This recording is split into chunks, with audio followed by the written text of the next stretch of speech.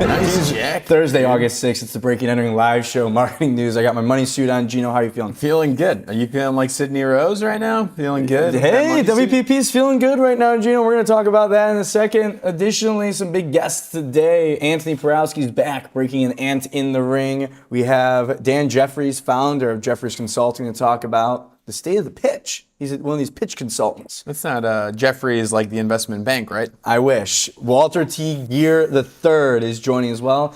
Came out this morning, Ad Age, Bonilla on the scoop, of course. The Bonilla scoop and score, they call it.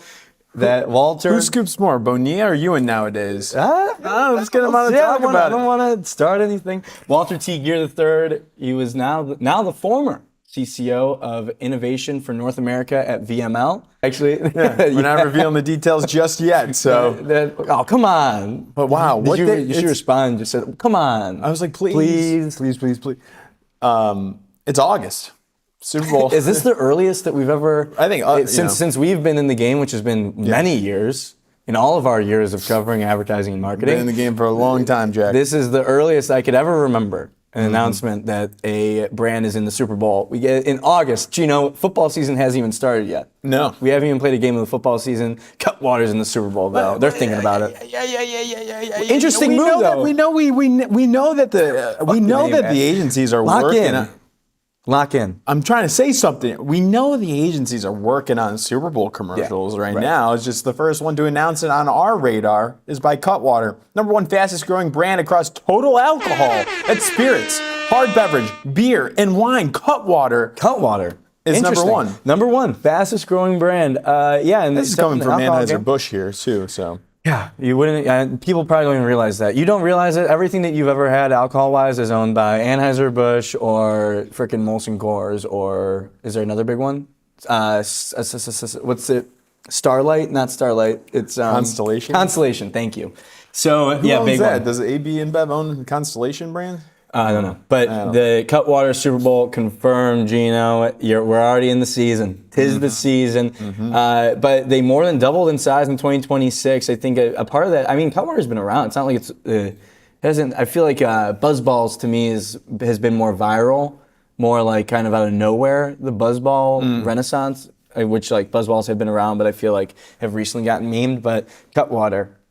What's your thought on the strategy? You take your best performing, fastest growing brand and you do a Super Bowl commercial on it. Pour gasoline on the fire. Yeah. Let's do it. I'm all in on that. I think that's a smart play here. Let the people know. Yeah, let them know. Keep it growing. If it ain't broke, don't fix it. And it's kind of like, you got something here for sure. I've never had a Cutwater in my life. Dude, you got to get yourself. And you're saying you can only drink one?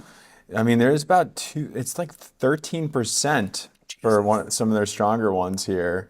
Like the martini ones. They have some lower percent ones too, but that's around 2 shots for those 13% ones. Very in interesting. one can. That's Cutwater. Gino, next story, interesting one here. Oren John, the internet's creative director, tweet yesterday. I thought it got the people going, at least in the niche. But if you put the biggest marketing agencies in the world in a room and ask them to scale a carousel account in a niche on social media in 60 days to 50K followers, could they do it? Could any of the top 100 marketing agencies do it? Maybe Vayner. No paid allowed, of course. So, of course, you think, the Breaking Entering Media Instagram account is kind of like that. And we have 52.4K followers. But, this is interesting. 7-figure RFPs are out there right now for this exact ask. Gino, your thoughts? I mean, it took us 6 years to do this. 2 years full-time, I would say. Yeah, sure. 2 years full-time to do it. A lot of trial and error there. It's hard for us. Not professionals either. No, we're not professionals. We figured it out through some grit here. It's not easy stuff, but my take is that I think if you took the individual creatives out of the biggest marketing agencies, they would be able to do it easily. Yeah. The issue is that I think, and that's kind of the point that Oren is making, and what a lot of people in the comments are saying is like, there's just too much. There's too much in the way. There's too many hurdles you have to leap over in these massive marketing agencies. This guy says, worked McCann, Ogilvy, BBDO, WPP. None could. After 10 years in the industry, I realized they only care about PowerPoints and can. What a drop there from anonymous Twitter user. Yeah, Caribbean. Blake, the next one was said, my bet is the lowest paid person at the company could do it. That's probably good. That's a great take. It's a great take because, I mean, the whole point is that like, building a niche, a carousel account on Instagram is kind of like free cheese still right now. You can, if you have a good aesthetic and you have a consistent thing and you have interesting stories to tell, people really do, it's a pretty winnable game, but being at like these big marketing agencies, the concern, I can't speak from experience, but what we hear is that, you know, like any big company, it might be difficult to move this quickly and be able to experiment the way that you kind of need to grow that quickly. You kind of need to just be able to go. You need to be able to just not have to send an approval for. Mean, if they created an internal like task force, I feel like they could do it. 100%. And like you get your interns, you get a social lead. Somebody, you know, you can hire somebody too, and just if that's all they're doing for 2 months, right? Yeah, I can do but it. yeah, that's the interesting thing. I think, but that's what you kind of need in the social media game. You need to let them just be able to do whatever they want. That's why. That's why I was saying like there's plenty of talent. Like the talent isn't the issue. Yeah. There's these creatives, these people that work at these big agencies, you do it easily. But it's just like you also wonder. I mean, it is very valuable to build in the niche. The big marketing agencies, I don't know how many of them are getting tasked, or they might have quote bigger fish to fry than building an account to 50K followers in a niche. Yeah, I haven't followed this, but it's a fun like brain exercise, and I feel like they could do it. 2 months. Okay, let's move on. We're going on to the next thing, Gino. It's going to be the 2-minute drill. Welcome to the 2-minute drill. But before that, actually, rewind. This has been presented by Tatari. Shout out to Tatari. Gino, hit him with it. If you're an agency, you've had this conversation, your client's maxed out on paid social and search, and they're asking what's next. For a lot of brands, the answer is TV. But whether your agency is new to TV or already buying CTV, building a complete offering can mean adding more partners, more platforms, and more reporting complexity.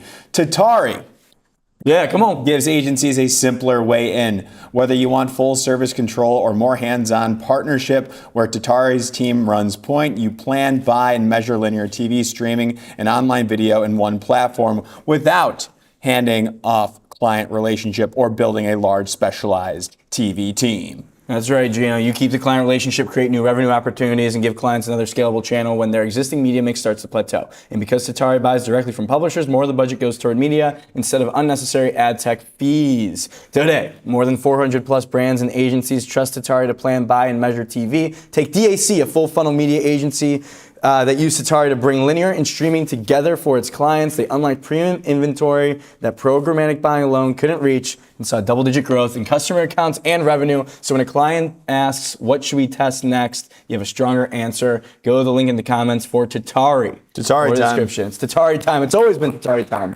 Up next, let's go into the 2-minute drill, Gino. Our first story is MySpace is making a comeback. What do you got? MySpace is coming back here. I think there was a documentary that came out about MySpace here, and the owners were saying, we still have this thing. It's still a website here, and they're thinking about bringing it back. But there's a lot has changed since the famous top 8 friend group, Jack. Remember that? Yeah, you can put the music, you know, you can do that on Raya. You can put, not that I would know, but you can put music on your Raya profile as well. What song would you put on MySpace? If I did have a Raya profile, I would put One Time by Justin Bieber. One Time? Yeah, OG, first ever Justin Bieber. And do you think that would do well for you on Raya? Has that done well for you? I don't know. I don't know how well that would do. We're living in theoreticals and hypotheticals. MySpace, though, not hypothetical. It's a real website. Don't try and make MySpace happen. Hey, Jack! I don't care.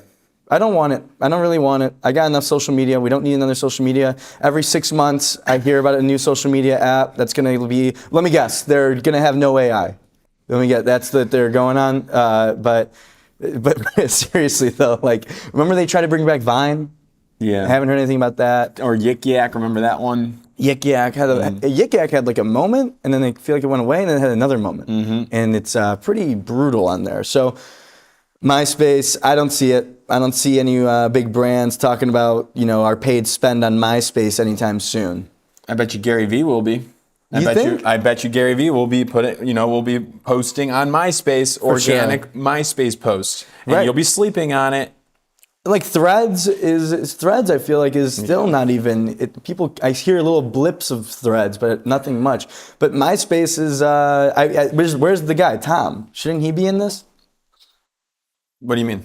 The guy that started MySpace. Yeah, I think he's involved in it, right? I saw an image of him that they put out, and they like AI'd it to make it look more high quality, and people got so pissed because they're like, dude, the whole point of that picture is that it's like a time capsule to a time when it was a blurry image. Right. That's my take on MySpace. ChatTJB, this is wild. So we talked yesterday or the day before about how much these AI startups are paying for billboards in San Francisco.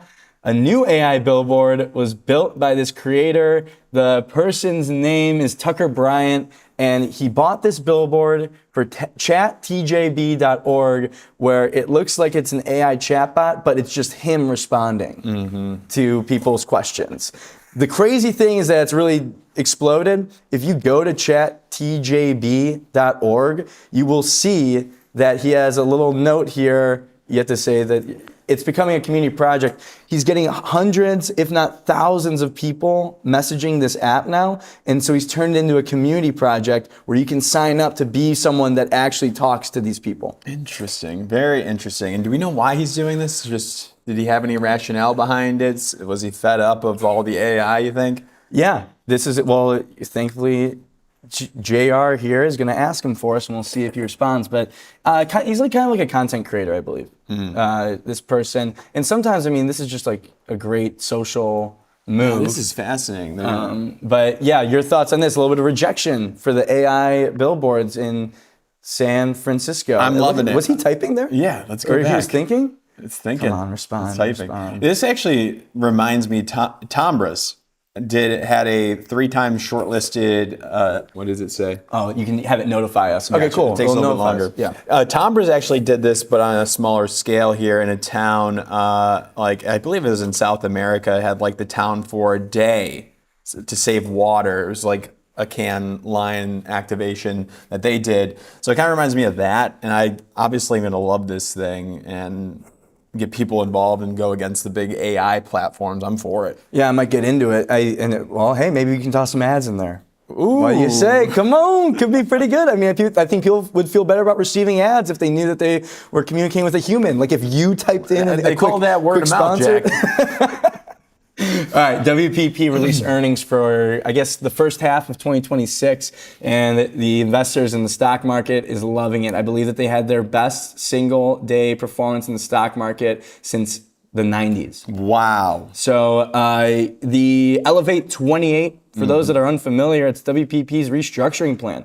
They're essentially saying we got to right the ship, and Sidney Rose is going to be the one to do it, and they lost they dipped in revenue, but not by as much as people would have expected. So we know this whole thing is like, they're kind of like still feeling the effects of new business losses last year that's impacting how revenue shakes up year over year. But they've got a lot of new business wins, and they're maintaining operating margin, and it seems like people are convinced, analysts are convinced that they are heading in the right direction, or at least stabilizing to the point that they expected. This is how I would want analysts to view my life.